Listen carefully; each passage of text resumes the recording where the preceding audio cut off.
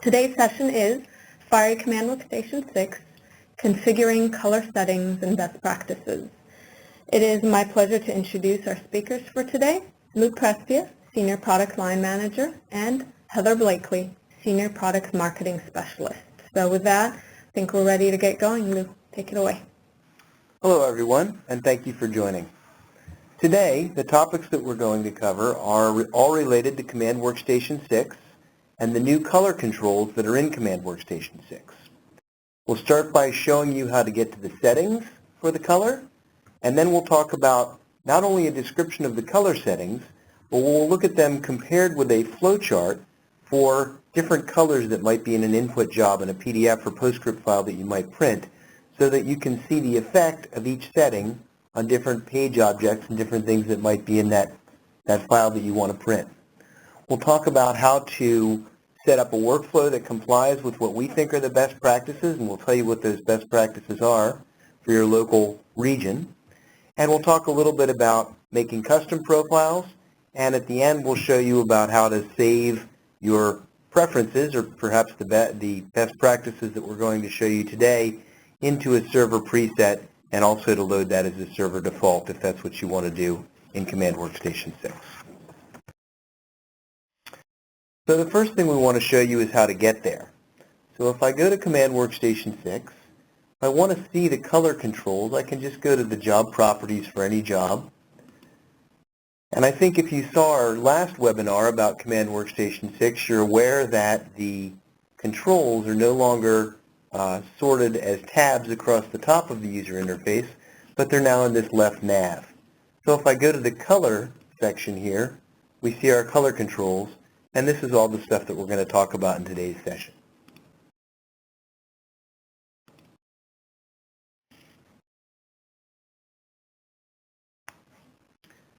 So this is the format that we're going to use to work our way through the color controls. You see on the left the interface for color, what you saw on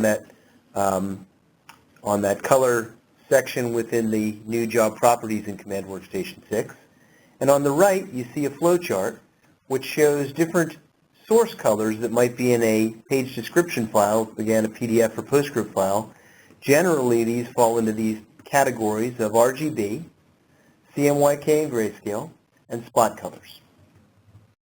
The first control that we show in the new color settings in Command WorkStation 6 is the print mode. So you might remember, if you're familiar with Command WorkStation 5, this was kind of the first thing you saw when you went to color. It's something that you may or may not change on a regular basis. Certainly if you have some work that you want to always run grayscale, we'd recommend that you do that via a server default or via a hot folder rather than coming in here and changing it on a job-by-job basis. Everything we're going to talk about in today's session is related to us printing in the color mode. So on this server, that's the CMYK mode. The next thing that we select is the output profile.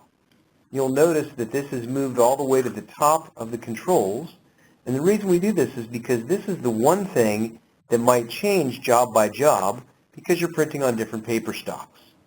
Now, there are different approaches to choosing the output profile, and I'll tell you the worst practice first.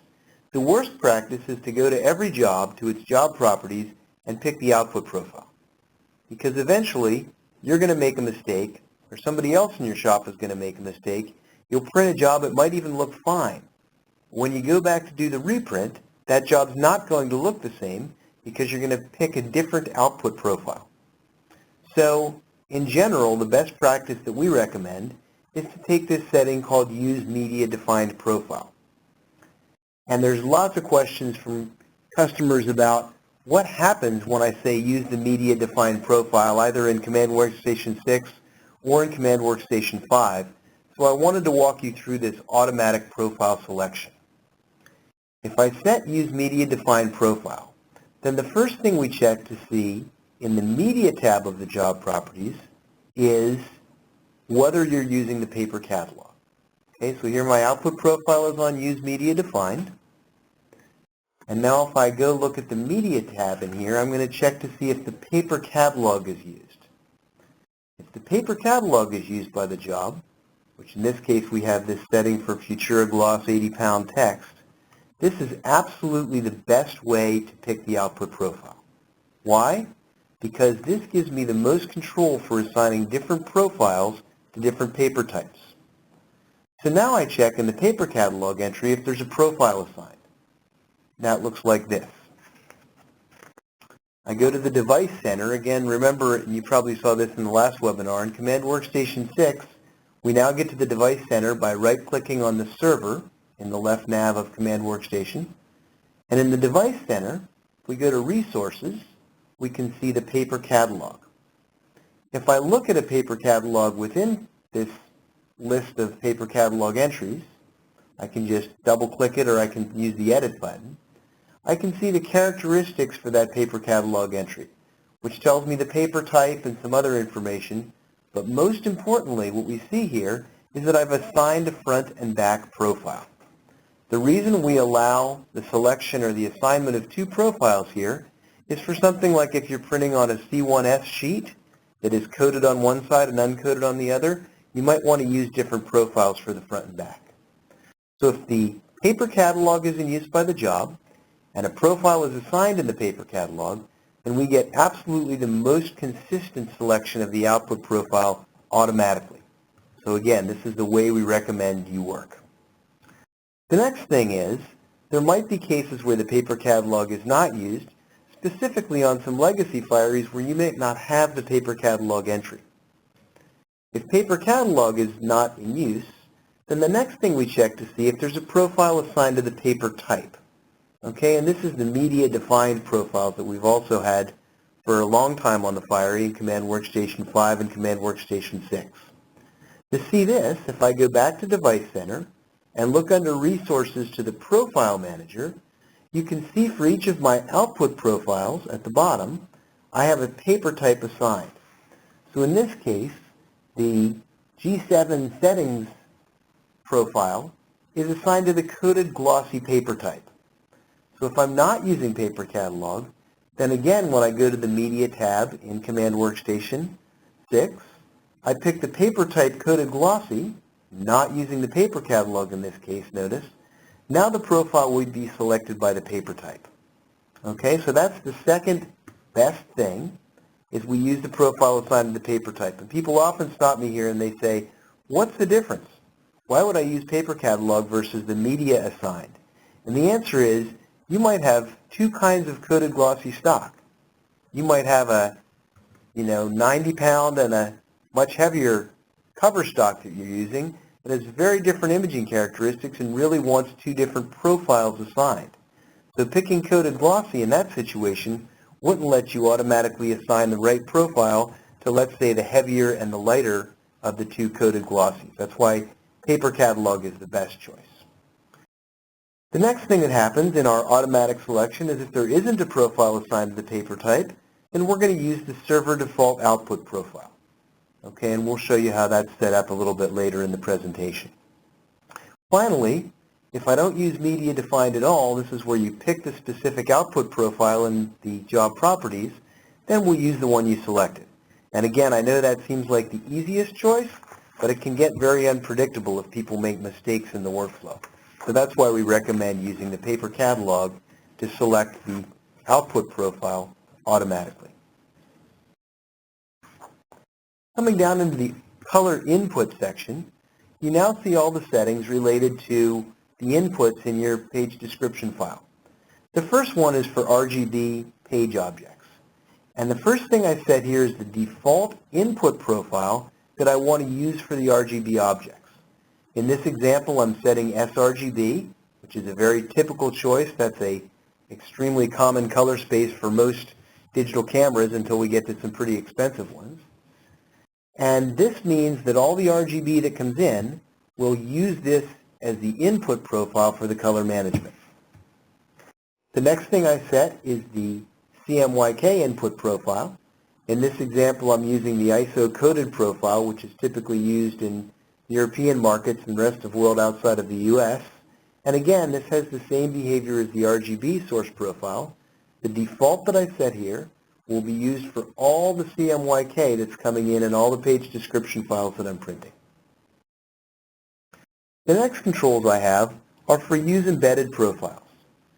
Embedded profiles are cases where the page object, the RGB or CMYK or grayscale page object, has a profile embedded in it.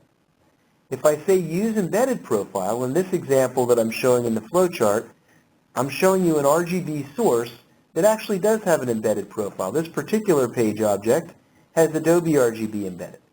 So when I set use embedded, now I get Adobe RGB for that page object. Remember that I still have sRGB set for my default, which means that all the other page objects that might not, or RGB page objects that might not have profiles assigned, will use sRGB.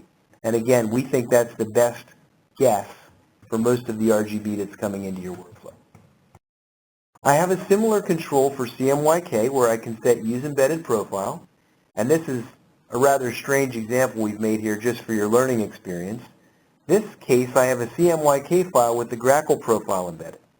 So when I set use embedded, I get Grackle instead of the default ISO coded profile that I set for the server.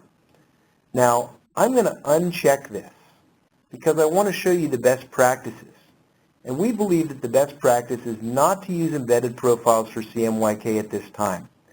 Many conventional workflows actually strip profiles out of CMYK data or handle CMYK data as uncolor managed so that the plating process for conventional presses is very consistent.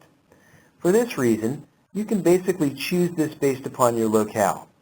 So if you're in the U.S., you'll probably pick Grackle or maybe Swap. And if you're in other locations around the world, you might pick ISO coded or you might pick the new PSO coded or PSO uncoded profiles for different types of work. We recommend you don't use the embedded profile because it's very unlikely that you have a workflow where you're getting in mixed CMYK, such as something in European space and ISO space, something in Japan space, and something in Grackle space. Chances are, if you're seeing that in your input files, somebody's making a mistake upstream, unless you're printing things globally for people all around the world with mixed CMYK, which is a pretty unusual case. So again, we recommend that that is not enabled for the best practices. The next setting we see here is the rendering intent for RGB. We recommend this be set on photographic. You can refer back to our earlier World of Fieries that we did about basic color management. We talk a lot about what the rendering intent does. But just as a quick reminder, the rendering intent is basically your preference for gamut compression.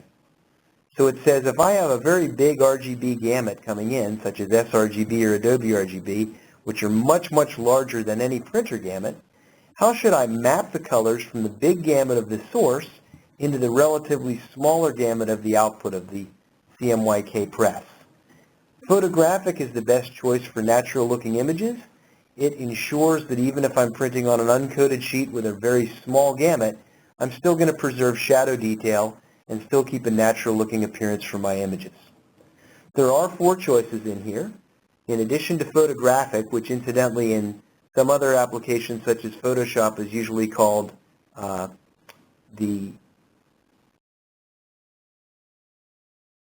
come back to that in a second. I have 3 other choices. I have the presentation rendering intent, which is similar to the saturation rendering intent in some other applications. Good for business graphics, makes very clean and bright colors. I have relative colorimetric, which gives me the most precise color transformations for things like logos and graphics. The reason we recommend you don't use this for images is the example that I just gave. We have a very big RGB space mapping into a small CMYK space, then I might lose some shadow detail if I use the relative colorimetric choice. Finally, there's absolute colorimetric. Absolute colorimetric is the one that is used for proofing. It simulates the source paper white of the input profile on the output. It means we print dots in non-image areas on the job. So we almost never want to use absolute unless we're in a proofing workflow. And incidentally, the thing that I tried to tell you a minute ago, the photographic rendering intent, as we call it on the Fiery, is sometimes called the perceptual rendering intent in most normal other ICC aware applications. The next choice is the CMYK rendering intent. We're always going to leave this on full output GCR. Full output GCR, as well as the other choices I have here generally, give me the relative colorimetric intent. Relative colorimetric is almost always the right choice when I go from a CMYK source, which is similarly sized, to my CMYK output gamut. Okay?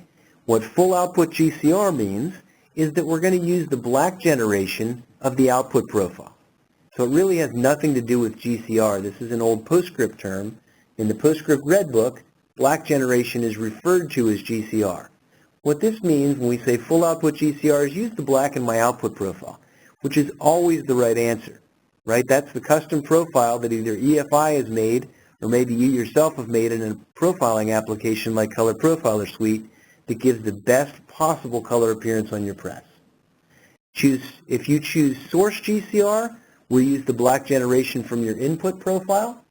So in the example we're showing here, that means you get the black generation from the ISO coded profile. that almost certainly is not correct for your digital press. There's a third choice here called pure primaries. This is similar to a presentation or a saturation rendering intent for CMYK. Very uncommonly used, but some of our customers want very bright and honestly very fake looking CMYK renderings, and so that's what that pure primary setting will do. The next control I have for the black is I have control for paper simulation. Paper simulation for the CMYK has to do with turning on the absolute rather than the relative colorimetric rendering intent. Again, in this case, we're going to print dots in non-image areas for proofing applications. Unless you're really proofing for another press and you really want to print dots in the non-image areas to simulate the paper white of that other press, you never want to enable this paper simulation. So I'm going to disable that here for our best practices. The next choice I have is the black control for RGB. So we call this control print gray using black only. And it means that when we identify a gray in any RGB source object, and a gray in RGB we would define as the red being equal to the green being equal to the blue channel, whatever the values are, then that's a gray. And the reason we give you a control for this is that a gray in the source space, whether it's RGB or CMYK, is normally going to get color managed into 4-color output. That's just the way color management works. If we have a mid-tone gray in RGB, we'll try to print it with a gray balance combination of CMYK. If you are printing jobs that appear to be black and white or grayscale jobs, and you're charging the customer for grayscale clicks, you want to make sure you get black and white clicks on your digital device rather than color clicks. So that's what this print gray using black only sets.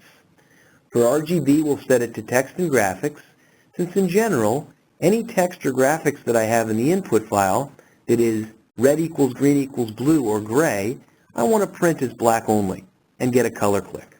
Excuse me, a black and white click rather than a color click.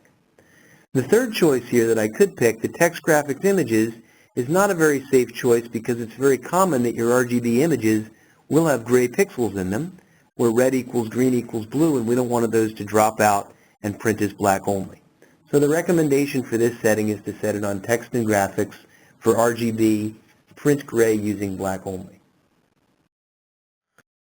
We come back over to the CMYK side here, we have the same control. A gray in CMYK source space is defined as any page object that has 0 in the cyan, magenta, and yellow channels, and some value in the black channel, whatever it is. Again, if we have what looks like black and white jobs, we want to get black and white clicks for them. So in this case, I'll set this to text graphics images. There is no example of any CMYK input that would have nothing in the CMY channels and something in the black channel that we would want to print as color.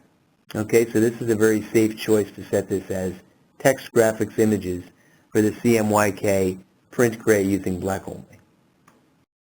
Backing up for a minute here, there's one other control for CMYK. We don't show this for RGB.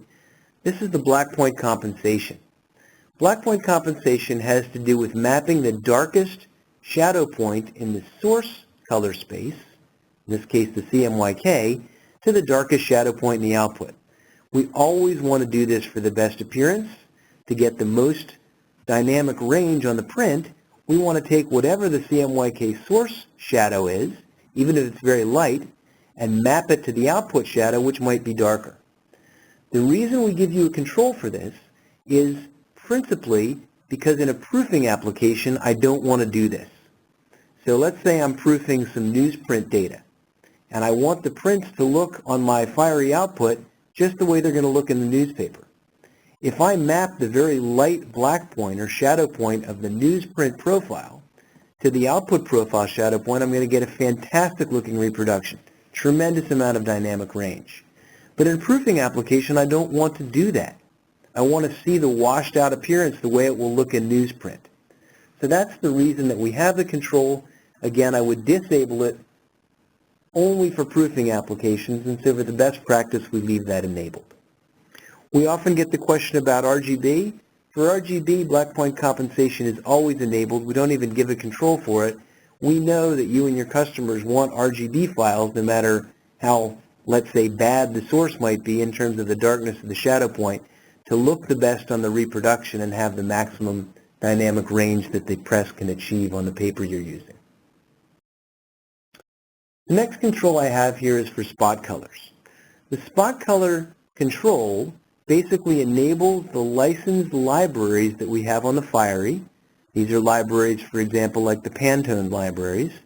And this means that when we see a spot color in the input file, so this is in the third column of the workflow that we're looking at now, we're going to look up the name of that spot color.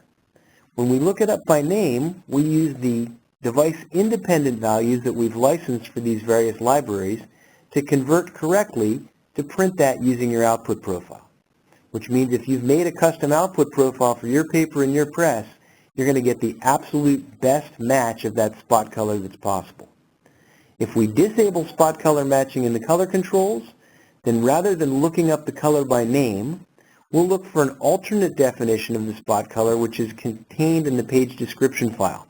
So both in PDF and PostScript, when I use a brand color, a spot color, I say here's the name of the color, and then I say, but if you can't find it, use these CMYK values. Those CMYK values are usually defined in swap or some other unknown space. We will try to color manage what we call those alternate color values, but the likelihood of those properly matching the original spot color is not very good. So the best choice is to leave this on so that we use the licensed spot color libraries on the Fiery, not only to look up and output the colors, but also to give you control so you can go edit that color in spot on, or you can even colorimetrically optimize all your spot colors. If you have Color Profiler Suite, you can use your spectrophotometer to measure and optimize the spot colors that are important to you. So now we move down into the bottom section, and I didn't say this before, but I want to share with you something about the reorganization of the user interface for color. We've tried to order this based on the things that you most commonly change. That's why the output profile is at the top. The color input settings don't change very much, but we show those second because they're kind of the second most important thing to set. And notice that once you've set them up, there's a spin down there. I could collapse this section and not even have to look at it anymore if I'm not going to be changing these settings. The last section then is the color settings that we think are usually set it and forget it. There's a few examples of things you might change, but again, as you heard me say before, if I need two workflows with two different kinds of color settings, I'm going to make server presets to access those, or I'm going to use hot folders rather than coming in and having to change settings on every job, which, as I said, is very likely to lead to someone making a mistake and you getting output either that isn't good in the first place, or even worse than that, getting output that looks okay the first time that you can't match when it comes back for a reprint. So in the color settings, I have several controls. The first one is to use the PDFX output intent. The PDFX output intent is a method of using an output profile, generally a CMYK profile, as the source for all the colors in the document. So the idea of the output intent is I have a PDF file, and I don't want it to look the best when it prints on each press. I want it to look the same when it prints on a press or even when I view it on the screen. If I want to do this, and this is part of the PDFX4 specification, I can set an output intent. So maybe I set it to swap. If I set that output intent, now I want all the colors on the page to look like that source profile when they print. So what we do if you enable use PDFX output intent is we actually change the CMYK source from the one that you specified, or the embedded one, to use the ICC profile that's in that output intent tag in the PDFX4 file. That gives us this common appearance of the output from device to device. We recommend you disable this for most workflows unless you're doing PDFX4. I know we have one question about that already that I'm going to address when we get to the Q&A section. But generally, if you want to do PDFX4, this should be a specific configuration, a specific server preset or hot folder. The reason that I say I don't think you should use it on every single job is that you're probably getting some jobs that aren't PDFX4 compliant.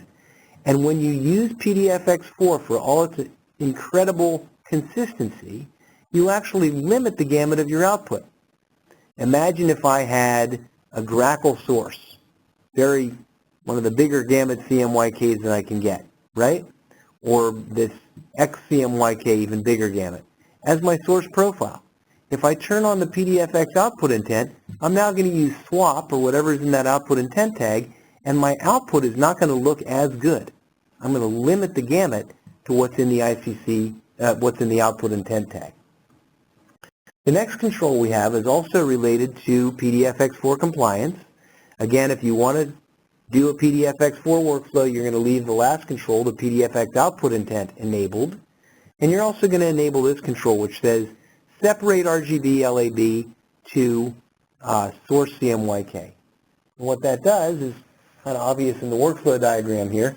Now the data that's coming in that, let's say I'm using the embedded profile, so I'm seeing it as Adobe RGB, rather than sending Adobe RGB to the output profile, I'm going to instead convert it to the source CMYK profile. This goes back a long time to proofing workflows. It is also the way to comply correctly with PDFX4, but again, the example I gave a minute ago is even more extreme in this case. Think about the huge gamut of Adobe RGB.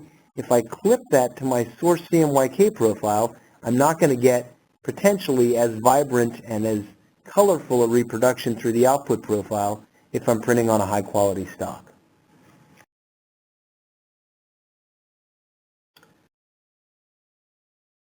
So I'm going to disable that again for my best practices because I want you to get the best possible looking output with the highest gamut that your press can achieve. And I'm not faulting PDFX4. If you have those workflows for some of your customers or all of your customers, then you're going to not follow the best practices. You'll instead enable the settings for PDFX4.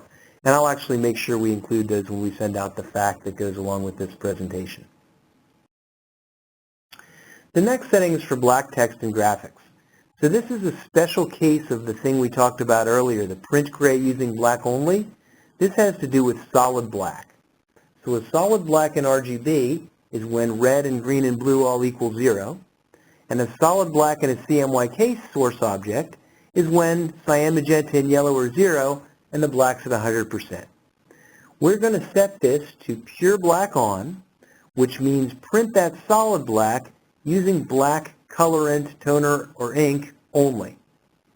The reason I want to do this is because if I print solid black using 4 colors and you have fine lines or very small fonts, you're sometimes going to see haloing on the output of the color around the black. So that's why we recommend pure black. There are 2 other choices in here. I could set this to normal, which means I get 4-color black output for solid black, and again I think you would risk seeing haloing on some small text and on fine lines. There's also a third choice here called rich black, which actually prints those solid blacks with 100% black and 40% cyan support screen. This is an old graphic arts trick for making big blocks of solid black and something like an advertisement look blacker, because the black by itself looks kind of gray. Great technique. Very unlikely you're going to want to apply this for every page object you print. So recommend you leave this on pure black on so that you get the black only output. If you need to do that rich black, maybe you might turn this on for a job that just has one big black object. But more likely we would build our rich blacks in the design application so that we can apply the rich black where we want it and have the pure black everywhere else, such as in our text and graphics. I have one other control related to that. This is the overprint control for the pure black. So now we've told it in our best practice here to use pure black, which means print those solid blacks as black only. The next question is, do you want to overprint those solid blacks? And I can do this for text or for text and graphics and images. I have different choices. The best practice is to leave this on text. And I want you to be careful here because this very often is not the default on your Fiery. We have many Fieries that default to using this for graphics only. The reason that it's best to use this for text only is because graphics sometimes can be very large and sometimes can sit across a gradated background if you have a large solid black graphic. If that is sitting on a gradation, which is, let's say, darker on the left side of the page and lighter on the right side of the page, and I overprint the black, then the black's not going to look consistent. The left side of the graphic is going to look darker over the darker gradient behind it. The right side will look lighter. The other place this applies is if you're using large text. Anything you make in a design file, probably over 128 points in the font, is very likely going to get converted to outlines automatically when you save a PDF file, or maybe manually if the designer outlined it. Same problem. If I have real big fonts, or what are now graphics, sitting across gradations and I overprint them, then the black won't look consistent. When we say text, we do this just to the fonts. Generally the fonts are smaller, and so this black overprint helps us eliminate trapping problems where we might see a separation between the black and the color behind it if we knocked it out. The next control is for composite overprint. Composite overprint is a command or a control in PostScript and PDF files that basically says if I have one page object sitting on top of another, I want it to show through. I want them to blend together so that I see the combination of the color in the top object and the color in the bottom object. This is very, very commonly used in design files. Designers often don't even set overprint manually. It's automatically configured because they use some special effect or they put some things together. The only way we're going to get the correct color output from PostScript and PDF files is to enable composite overprint. If we knock things out and show just the color on top and don't show through the color that's behind that, we're not going to get the appearance the designer expected. So composite overprint should always be enabled for all your workflows. We have a related control. I know I'm jumping down to the corner here. This control is the Optimize RGB Transparency. Optimize RGB Transparency has to do with transparent objects in PDF files. Similar to composite overprint, if the designer is blending colors together using transparency operators, either manually in a program like Photoshop or Illustrator, or much more commonly automatically because they're applying special effects like drop shadows, we need to respect the transparency blending spaces. That is, the color space used to blend those colors needs to be the one that the designer saw on their screen in order to print with the same effect that they expected when they made the design. So we should always leave Optimize RGB Transparency enabled as well. Similar to composite overprint, it's the only way we're going to get our transparencies in PDF files to print correctly. And an obvious example you might see of this in some designs is if the designer has created a drop shadow, and you see the drop shadow creating a big knockout, a big blocky knockout behind it, that's a case where transparency was used in a different blending space. And if we enable this Optimize RGB Transparency, it will solve that problem. So I'm going to go through these last ones pretty quickly here that we didn't talk about. The first one is two-color print mapping. Two-color print mapping lets me remap a two-color job to black and a specific spot color. There's really generally not a lot of application for this anymore. The one common application that I know still, or somewhat common in some of our Asia-Pacific markets, is sometimes people use this to make two-color printing plates if they're using poly plates or paper lift plates that they can make and that they can actually image with the Fiery. They'll set this up in order to use plate making. For all the workflows that you're going to be doing for production print and whatever else you might be doing, this should always be disabled. The next control is for substitute colors. We have a question about this in the questions that have come in. I'll talk about it in a few minutes when we get to the Q&A. Substitute colors is a control on the Fiery that works like spot colors. In fact, it's accessed in Spot On, the same place that we edit spot colors.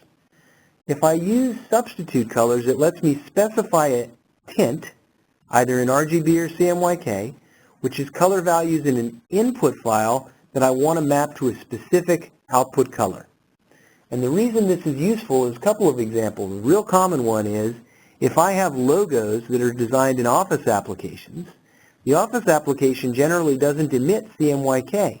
It makes an RGB object on the page for the logo. Chances of that RGB that it's using in probably sRGB space is going to map correctly and print correctly and match the brand color when it prints is very, very unlikely. So in this case, I can use substitute color. I go to Spot On, I create a new substitute group and then a substitute color. I tell it the input RGB values, which in this example here you can see are these RGB values here. And then rather than letting that get color managed, I say when you see these values in the input RGB, always map them to this CMYK tint. And I can actually go look up the CMYK values for the Pantone or other color that's used for that brand, and I can get that logo to match even from an Office application. It's also used in CMYK sources in cases where logos sometimes aren't properly defined using spot colors, but are defined as a CMYK tint. Then I can use it in the same fashion. I can look at what that tint is using a tool like PitStop on my incoming PDF file. I can measure what the input value is and go create a substitute color that maps that specific combination, that tint of CMYK, not to what it would be color managed to, but to some specific set of output values that might match the spot color. Generally, we would recommend substitute colors as always enabled, since if you're going to create these in the Spot On tool, then you're going to want these to apply to your prints.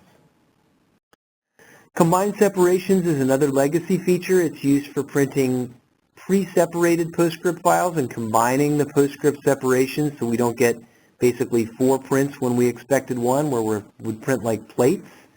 We're going to disable this for all but the most legacy workflows. Those are a few of you that may still have pre-separated PostScript in your workflow probably know it, and you can enable this. Everyone else, this is going to be typically off, and set it and forget it, as I said. Auto-trapping. Trapping is the process of spreading the lighter color, when we have two colors abutting each other, into the darker color. We use this to prevent a gap from showing between page objects that sit next to each other when we have poor registration on the press. In general, I would disable this unless you're seeing that problem on your press. It does tend to happen on certain very heavy substrates. You'll see it. You'll see a break between two abutting page objects.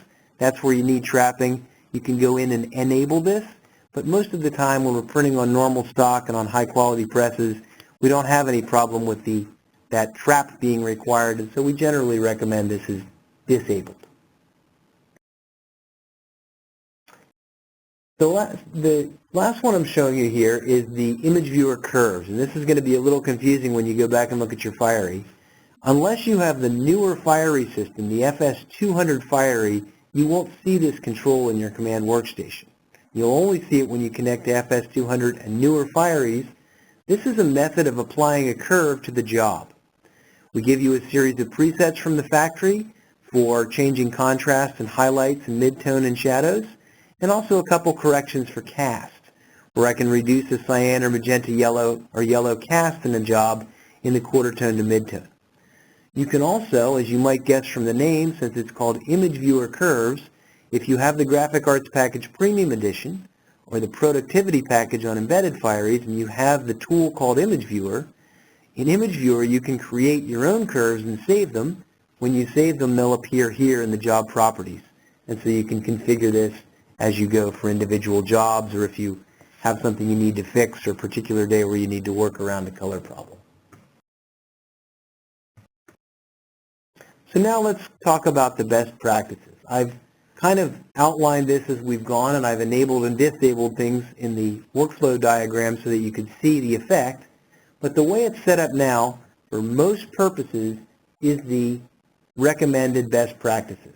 Okay, and I'm not going to go back through all of it, but it's shown at the left and shown on the right.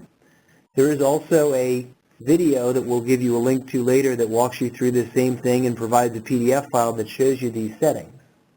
So the next question is, how am I going to apply this consistently? And the best practice for this is to create a server preset. So I'm going to go back to Command WorkStation.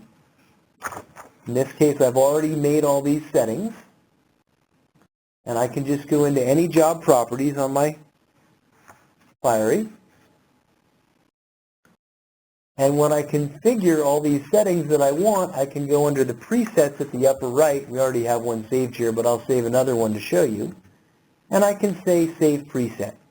And you can call it Color Defaults or Best Practice Color Defaults or whatever you want to call it. Notice when we save presets, we have two choices. I can save a server preset that all the users of the Fiery can share, or a local preset, which I'll only see on this workstation when I'm running Command WorkStation. Naturally, you won't be surprised to hear me say we should save this as a server preset because we want to see this whenever we connect to this Fiery.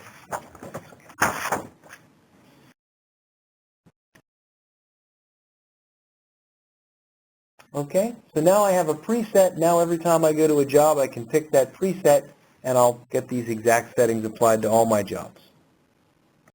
The other thing I want to show you is how to set server defaults. If you're familiar with Command WorkStation 5, you remember that you used to go to the Device Center and there was some color settings in there as well. What you were configuring there that wasn't always clear to all our users was the server defaults. And part of what made it confusing is it wasn't easy to configure defaults for all the job properties, but only for color. So the way we configure defaults in Command WorkStation 6 is I can just right-click on the Fiery. I don't even have to go to the Device Center. I'll go directly to Set Defaults. I can set all the job properties defaults here, but for the example of the color, I can just pick that preset that I just created to set that as the server default. We have to wait a minute here. It's the fun of doing a live demo in a webinar. So here's my defaults. Again, I could set them for every single job property by going through all those different selections in the left navigation. But as far as color, I can just set it to this preset that I have, my color best practices, and I get all those settings that I configured for the color. That'll now be the server default, meaning any job that comes in picks those up automatically, so I probably don't even have to look at the color job properties as I go. I can just print things. Okay?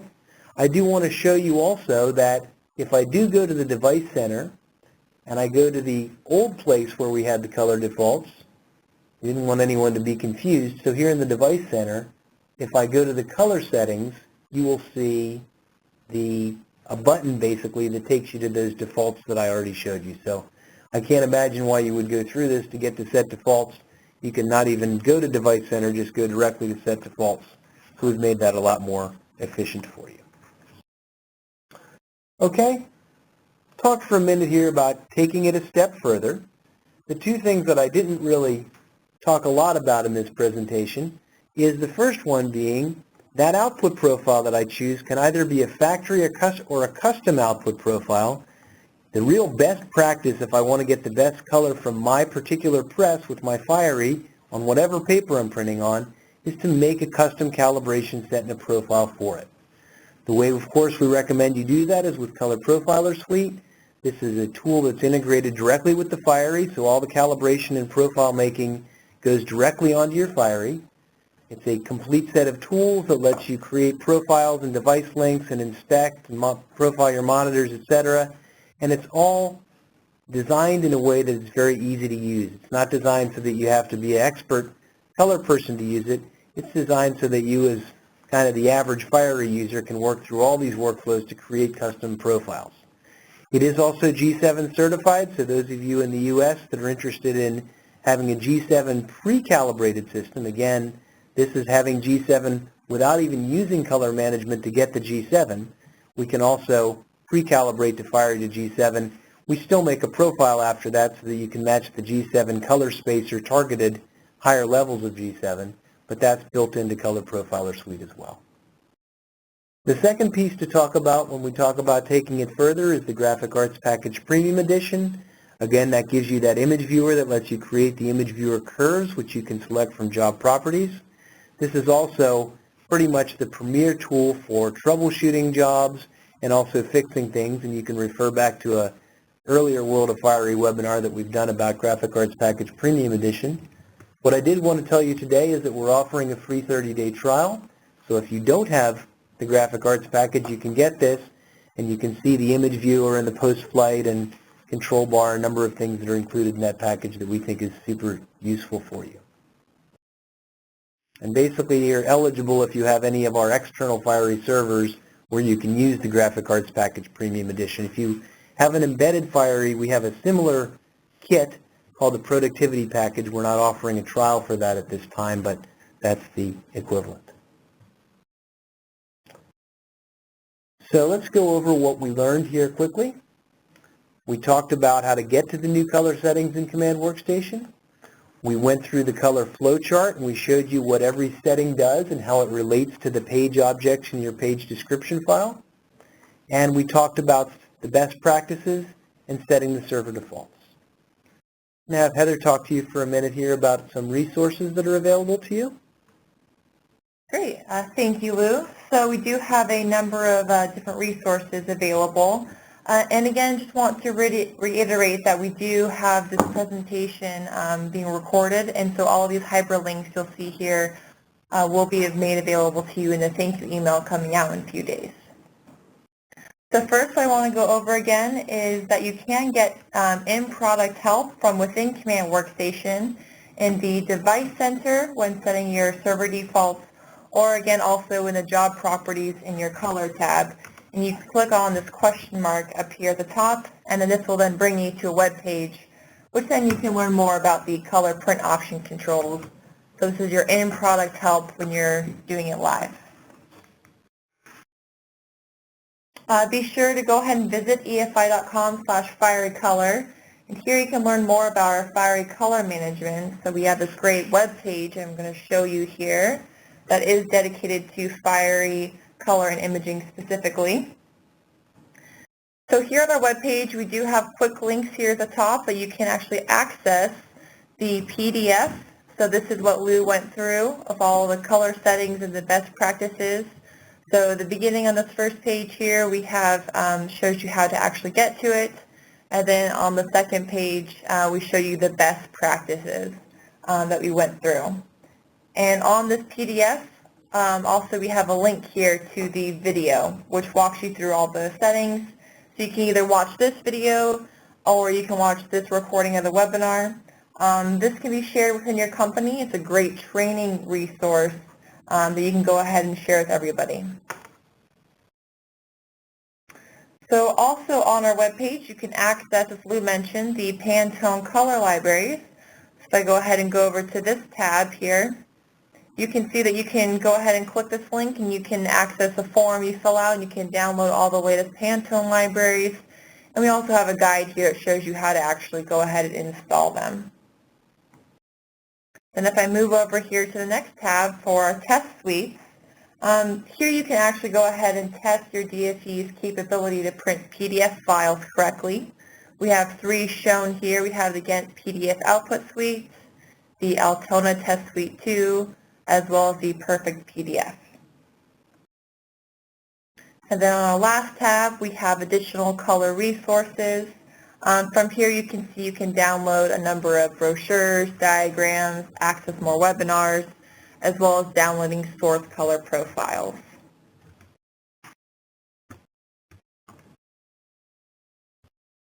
Next, I want to go ahead and walk you through our free educational learning resources. And again, these are on demand. You can access them anywhere 24/7. And this is available at learning.efi.com. Let's go ahead and go over there now. So first you can see here that there are a couple of different product areas. I'm going to go ahead and jump into our Fiery products. And there are a number of different methods and ways that you can approach and search for different learning resources. So you can go ahead and see that you can explore by areas of interest, learning solutions, learning paths, and the products. Go ahead and go to our area of interest, and it brings me down here to a couple different areas. I'll go ahead and click on color management.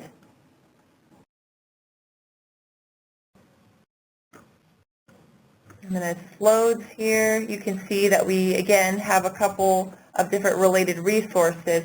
We have 5 different categories here associated to color management. So for instance, if I go ahead and click on Create and Manage Profiles, I'll then be brought down further on the page.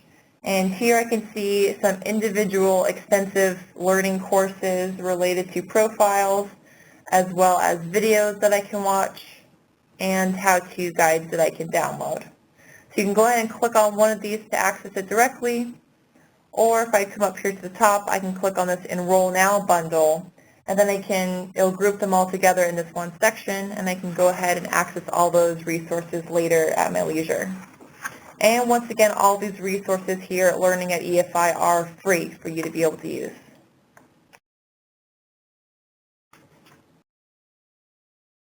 Next, be sure to visit our Fiery forums. We do have a section here related to color and imaging specifically. So here you can go ahead and drop in a note to ask your questions for our Fiery experts, or browse through and explore other topics that other users like yourself have posted and read their solutions there. And we do realize that many of you have a lot of color questions. So as a reminder, we have already done 7 other color sessions in World of Fire webinars in the past that you can see here. And also for your convenience, we've kind of highlighted some of the topics that have been covered here in each. So for example, the previous World of Fire webinar we did on color was for G7 calibration. And here you can see we covered the G7 background and history, as well as giving a demo of the G7 calibration on Fiery servers. So if you click on any of these links, for example, you'll be brought to this web page that's a landing resource page of the webinar. And here we have quick links so you can access the recording of the session, you can download a copy of the presentation, and also again we have this FAQ for frequently asked questions that were all the questions submitted during the webinar that we have answered, and you can access them here, as well as additional learning resources. And as a reminder, this is a 3-session webinar in Command WorkStation 6. So you can watch the previous session 1 recording. You will get this email for session 2. And the next session 3 will be on August 23rd, August 24th, depending on your time preference. And be sure to join us to listen to the Fiery Make Ready solutions. And with that, I'll go ahead and turn it over to Yael. All right, so we're going to give Lou and Heather an opportunity to start looking at all the questions. We have quite a few, and so they'll begin preparing for that as I review a couple of things here. Print 17 is coming up in Chicago. That's next month, and we would love to see you stop by and see us there. We'll be there demonstrating Command WorkStation 6, color management, and our pre-press solutions. So looking forward to seeing some of you over there. We also have EFI Connect, our global user conference, coming up next January in Las Vegas. Connect is a great way to learn from your peers and talk to product and subject matter experts. And then in addition to Fiery training, we also showcase EFI products in the areas of productivity software, including MIS and web-to-print systems, and also our super wide and wide format inkjet printing. So appreciate anybody who looked into this, efi.com/connect for more information, and registrations for that are already enabled, so you can go ahead and register if you're interested. And then finally, as Lou mentioned, Color Profiler Suite is our color management set of tools, and for both cut sheet toner and the wide and super wide format inkjet prints that you see here. So that's always a good thing to check out, and Heather showed some of the resources available on our website. You can look into Color Profiler Suite there. We have a page called EFI Applications Gallery. The lineup here of images includes billboards, building wraps, car and truck wraps, banners, all these are images off of that gallery. You can check out all the applications at the link above, so that will be available to you within a couple of days when we send this presentation out. So with that, I think we're ready to get to some questions. All right. All right, so we have a lot of questions in just a few minutes. I will go a little bit past the hour if you're able to stay on. Also, just a reminder that we will send out a FAQ in a few days after we've gone through the questions. So I guess I'll just take it from the beginning here. We have a couple pre-submitted questions that I'll start with. Question about applying a color curve to a file, like reducing 50% magenta would keep the rest of the curve the same. We can edit curves and output profiles in Command WorkStation 6. You can go to an output profile and you can do a right-click on it and say Edit in the Device Center Resources Profile section. We don't really recommend you do it this way because people wind up making a bunch of edits to output profiles and losing track of which ones are used for which jobs. Better way to do this naturally is with the image viewer curves, but again, you're limited to having image viewer and having an FS200 Fiery to do that. But in either case, you can certainly set anchor points and move just what you want to. There's a question about substitute color. I talked a little bit about that. We'll put a bit more detail in the FAQ when we send it out, including a link to how to do that. I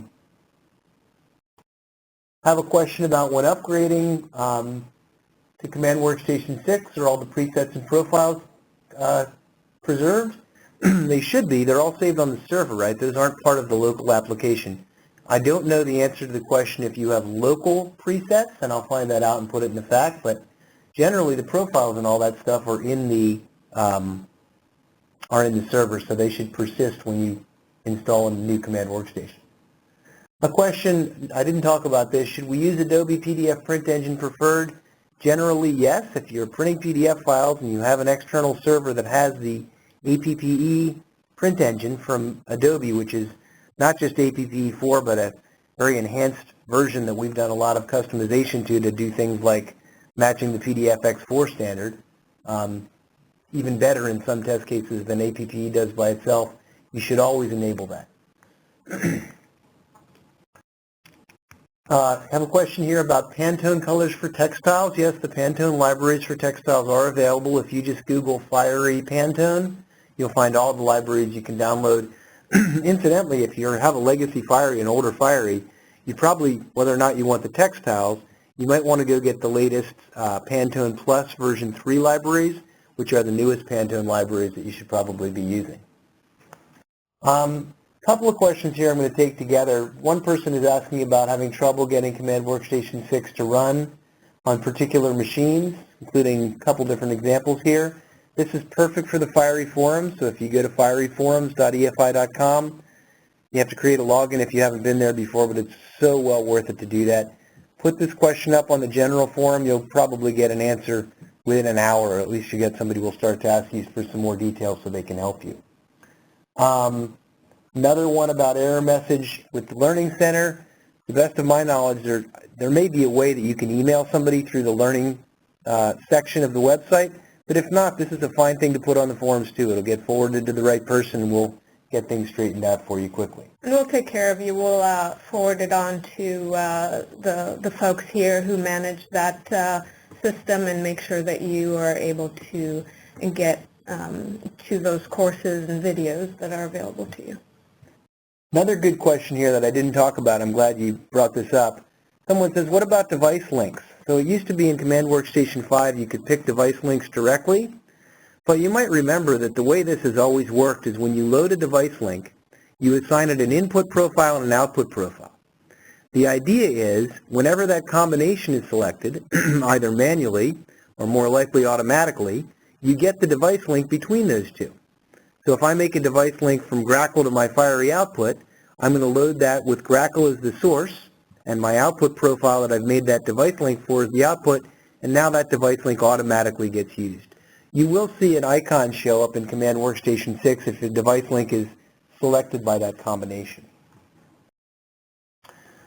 Another good question, I didn't maybe make this clear, is the color preset separate from the job presets? No, it's a subset. So there's only one server preset, or job preset, The job preset has all the presets in it.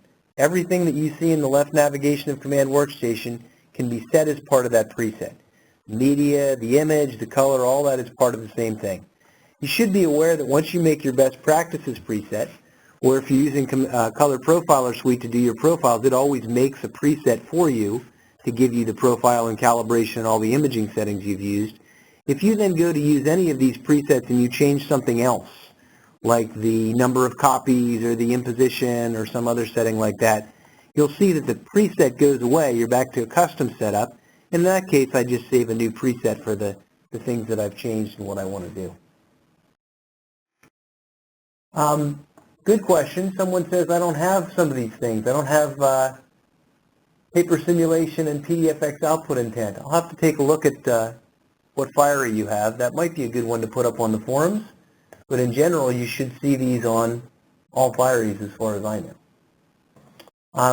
Similar, or another related question about black overprint. If I set black overprint in InDesign, and then I make a PDF file, and then I set it to Fiery, and the Fiery is set to overprint pure black text, will it override InDesign? The answer is kind of. We'll honor the black overprints wherever you've set them, even if you set them on graphics and other kinds of objects. The only place we'll override it is if you have pure black, that is 100% black only, and you have not set that to overprint in InDesign, then we'll overprint that for you in order that you get the best result. Okay, common question. Where's the old basic page? Everybody says, I love that diagram that you had on the basic page that showed how color management works. And I apologize, I guess, to say that we've changed the software. That was a super useful diagram. I don't disagree. Very, very good if you're a novice user and you didn't understand how color management works. Our observation of the market is that all of you have gotten a lot smarter. You've taken a bunch of courses, World of Firies, you use Photoshop all the time. We decided to make this more efficient and put the controls all in one place. Remember, the good part about that was the diagram. The bad part was you had to click 3 times to get to some of the expert settings. Remember, you had to go into basic or expert. Some things were on basic, some things were on expert, but not on basic. It was very confusing. It was a lot of mouse clicks. When we watch people do this, they're wasting time when they should be printing, making money with their Fiery. So we've made it more efficient. I apologize. It's a little bit less elegant in terms of training a novice user. But as I said, you can either get a screenshot of that and put it up to explain it, or you could even keep a copy of Command WorkStation 5 on some side workstation in your shop to train new operators about how things work. Recommended input and output settings for North America. I generally recommend Grackle for the input. And I recommend that you make a custom output profile for your Fiery, your paper, your press, everything else. Generally, I'd use Color Profiler Suite to do that. If you don't have profiling, then you're going to pick the profile for that paper type, the factory profile. These are excellent. We spend weeks and weeks making these and getting them approved and agreed to by the manufacturer. One of the benefits of profiling with our Color Profiler Suite is we use those same manufacturer-approved settings for your particular type of press and type of paper when you make a profile. I will make a comment about the source. If you're trying to verify color, so you might be using a tool for measuring color every day for verification. There's one in Color Profiler Suite, but there's lots out there. If you're printing on an uncoated sheet, you're probably not going to be able to hit Grackle to the ISO standards. In that case, I might back down to a smaller source gamut, such as swap 3 or swap 5, something that I can match if that verification is important. It will dull the gamut down when I print a little bit, but I don't have that gamut in the first place on the uncoated papers. Take a couple more here. I know we're over time. I'll take one more question and then we'll put the rest in the back. Yes. And it's related to the last one, so I'll take this. When calibrating to Grackle using an external spectra, what are the delta E values for the target fields that approach out of spec? There's a super easy answer to this, and I can't show it all to you here. I'll try to put it in the FAQ. If you're using the verifier from Color Profiler Suite, the specification or the sort of industry recognized matching for digital presses comes under the heading of what's called, you have to pause for a minute here, ISO 12647-8 media wedge. This is actually a definition from FOGRA, but that is the tolerances that you should be able to match on a properly serviced and profiled digital press. If you're hitting ISO 12647-8 wedge, and again I'd use the 3-row ID Alliance wedge if you're in the US, or the FOGRA 3.0 median keel if you're in other parts of the world, if you hit 12647-8, you're in terrific shape. That's basically what we would expect. All right. So we obviously have more questions. We don't have time for even with going over almost 10 minutes. So apologies to those of you who still have outstanding questions. We will get back to you. Your questions will be addressed both in the FAQ, and we'll get back to you with an email specifically to your questions. So give us time to do that. In the meantime, this session has been recorded, and a link to the recording will be sent out within a couple of days, along with a copy of the presentation. A couple of you asked about that as well, so look out for that. And then, of course, we have our third session next week, talking about the make-ready solutions and some of the updates and new features available in Command WorkStation 6. So looking forward to seeing some of you there to learn about those. With that, thank you to our audience for joining us, and of course, Lou and Heather, thank you for your time and all the wonderful information about the new color settings and best practices on color management in Command WorkStation 6. Have a great rest of your day. We'll see you soon. Take care. Thank you.